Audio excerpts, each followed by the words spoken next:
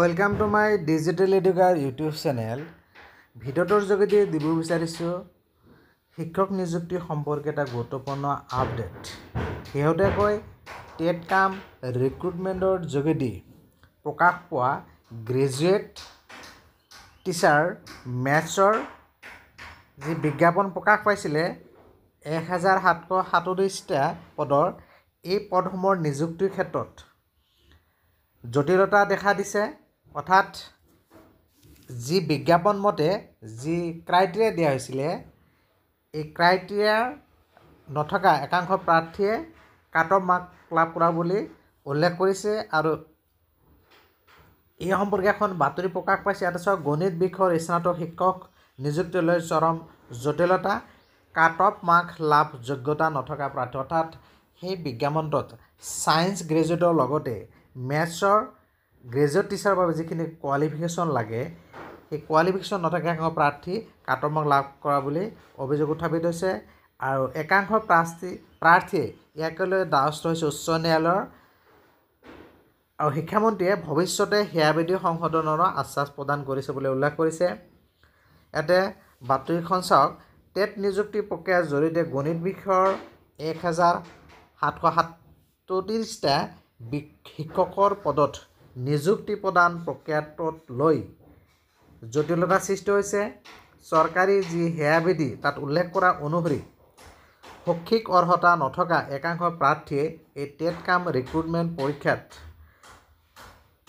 Cut off mark লাভ কৰি যোগ্যতা অৰ্জনৰ পাছতে এই জটিলতাৰ সৃষ্টি হৈছে। আৰু বিজ্ঞাপনখনত উল্লেখ কৰা ধৰণে গণিতৰ সৈতে কেমিষ্ট্ৰি আৰু ফিজিক্স বিষয়ত স্নাতক পৰ্যায়ত একাংশ শিক্ষাৰ্থীয়ে অধ্যয়ন নকৰাকৈয়ে কাট অফ মাৰ্ক লাভ কৰিছে বুলি উল্লেখ কৰিছে। আৰু তেনে প্ৰাৰ্থীসকলৰ নথি পৰীক্ষণৰ সময়ত চাকৰি লাভৰ পৰা বঞ্চিত হোৱাটো নিশ্চিত হোৱাৰ লগে লগে এতিয়া মেধাৱী প্ৰাৰ্থীসকলৰ মাজত প্ৰতিক্ৰিয়াৰ সৃষ্টি হৈছে। আনকি বঞ্চিত হোৱাৰ উপক্ৰম ঘটা একাংশ প্ৰাৰ্থী গুৱাহাটী উচ্চ ন্যায়ালয়ৰ দ্বাৰস্থ হৈছে।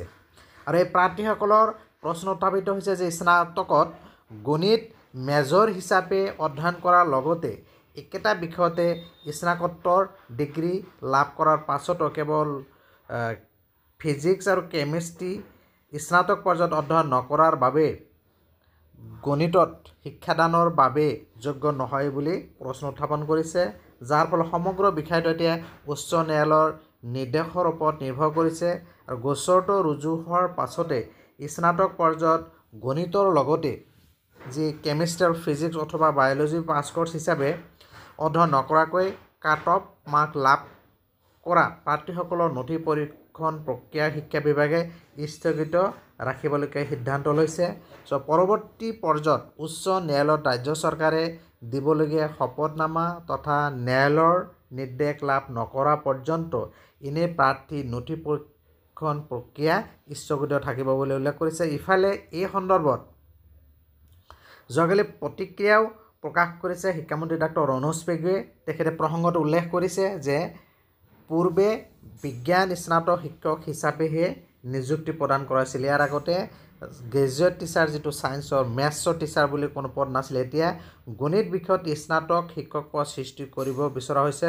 আৰু গণিত বিষয়ৰ পদ সৃষ্টি কৰোঁতে তাৰ লগত দুটা গুৰুত্বপূৰ্ণ বিষয় পদাৰ্থ বিজ্ঞান আৰু ৰসায়ন বিজ্ঞান ফিজিক্স কেমিষ্ট্ৰি প্ৰাৰ্থীসকলে অধ্যয়ন কৰাটো বিচৰা হৈছে। যিহেতু নতুন পদ সৃষ্টি কৰা নাই বুলি কৈছে, সমসংখ্যক অপ্ৰয়োজনীয় পদ গণিত বিষয়লৈকে পৰিৱৰ্তন কৰিছে। গণিতৰ ক্ষেত্ৰত সেয়াবিধিত উল্লেখ কৰা হৈছে যে পদাৰ্থ বিজ্ঞান আৰু ৰসায়ন বিজ্ঞান থকা সকলোকেহে মূলতঃ নিযুক্তি দিয়া হ'ব। অৰ্থাৎ মেথছ মেজৰৰ লগতে কেমিষ্ট্ৰি ফিজিক্স এইটো পাছ কৰ্চে থাকিব লাগিব। বিজ্ঞাপনৰ সময়ত এটা সংযোজন দি কোৱা হৈছিলে যে পদাৰ্থ বিজ্ঞান আৰু ৰসায়ন বিজ্ঞান থাকিব লাগিব। বিজ্ঞাপন যিহেতু ইতিমধ্যে প্ৰকাশ হৈছে আৰু তাৰ চৰ্তসমূহ নিৰূপণ কৰা হৈছে, গতিকে এই চৰ্তসমূহ পৰীক্ষা হৈ যোৱাৰ পাছত বিভাগে এতিয়া আৰু সলনি কৰিব নোৱাৰে। বহু প্ৰাৰ্থী তেখেতৰ ওচৰলৈ যোৱা বুলি উল্লেখ কৰিছে, যিসকলে মূল বিষয় গণিতৰ লগত পৰিসংখ্য অথবা অৰ্থনীতি আদি বিষয় অধ্যয়ন কৰিছে। পৰৱৰ্তী পদসমূহৰ নিযুক্তিৰ ক্ষেত্ৰত বিভাগে এইটো বিবেচনা কৰিব বুলি তেখেতে আশ্বাস দিছে। উল্লেখযোগ্য যে স্নাতক শিক্ষক নিযুক্তিৰ বাবে অনুষ্ঠিত হোৱা টেট কাম ৰিক্ৰুটমেণ্ট পৰীক্ষাৰ ফলাফল ইতিমধ্যে ঘোষণা হৈছে। 1 জুলাইৰ পৰা কাট অফ মাৰ্ক লাভ কৰা প্ৰাৰ্থীসকলৰ নথি পৰীক্ষণৰ কাম আৰম্ভ হৈছে আৰু ৰাজ্যৰ 6টা মণ্ডলত নথি পৰীক্ষণ প্ৰক্ৰিয়া অব্যাহত আছে আৰু নথি পৰীক্ষণৰ সময়তে বিজ্ঞাপনত প্ৰকাশ পোৱা যোগ্যতা নথকাকৈ একাংশ প্ৰাৰ্থীয়ে যেতিয়া আবেদন দাখিল কৰি কাট অফ মাৰ্ক লাভ কৰাৰ তথ্য পোহৰলৈ আহিছে। এনে প্ৰায় 150 প্ৰাৰ্থীয়ে কাট অফ মাৰ্ক লাভ কৰাৰ পাছতো বিজ্ঞাপনত উল্লেখ থকা ধৰণে শৈক্ষিক অৰ্হতা নথকাৰ বাবে নাকচ হোৱাটো নিশ্চিত হৈ পৰিছে। সেয়েহে তেওঁলোকে গুৱাহাটী উচ্চ ন্যায়ালয়ৰ দ্বাৰস্থ হৈছে।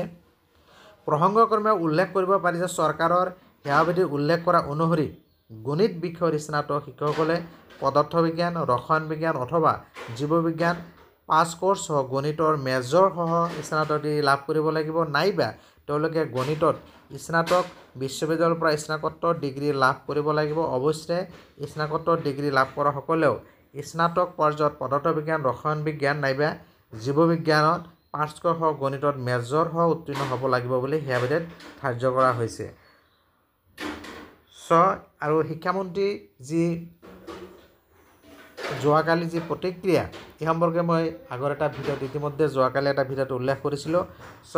শেহতীয়াকৈ টেট কাম ৰিক্ৰুটমেণ্ট যোগেদি যি গ্ৰেজুৱেট টিচাৰ মেথছৰ নিযুক্তি প্ৰক্ৰিয়া, এই নিযুক্তি প্ৰক্ৰিয়াত এটা জটিলতা দেখা দিছে। মই এই ভিডিঅ'টোৰ যোগেদি এই খবৰখিনি জনালোঁ। ভিডিঅ'টো ভাল লাগিলে লাইক আৰু শ্বেয়াৰ কৰিব আৰু এনেকুৱা ধৰণৰ গুৰুত্বপূৰ্ণ বা বাতৰিৰ বাবে যিসকলে চেনেলটো এতিয়াও ছাবস্ক্ৰাইব কৰা নাই চেনেলটো ছাবস্ক্ৰাইব কৰি ন'টিফিকেশ্যন বেলটো অল কৰি দিব। Thank U.